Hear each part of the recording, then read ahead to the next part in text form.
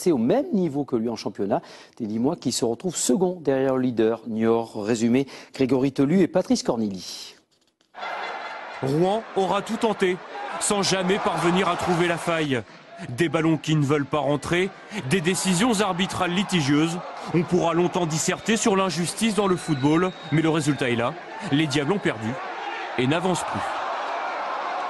Quand tu vois les joueurs, t'as les boules parce qu'ils ont fait un gros match. Malheureusement, Nîmes a eu une pseudo-occasion, ils la mettent au fond. Chapeau à eux. Maigre consolation, Rouen se sera au moins rassuré dans le jeu avec cette belle copie présentée lors des 45 premières minutes.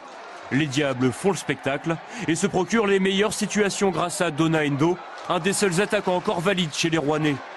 De l'envie, mais beaucoup de maladresse. En face, Nîmes subit, malgré quelques embryons d'occasion, des attaquants nîmois qui ne sont pas à la fête. Ils se sont préparés comme des guignols et ils ont joué comme des guignols. Oui, ça je le maintiens.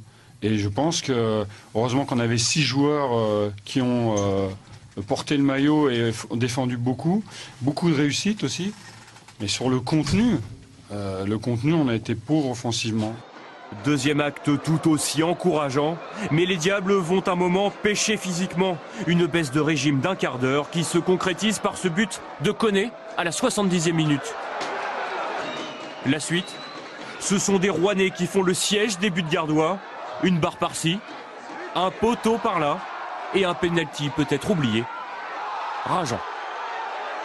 Dans notre tête, si on reste comme ça, si on joue comme ça et puis si on a la même envie, je pense que ça pourra le faire.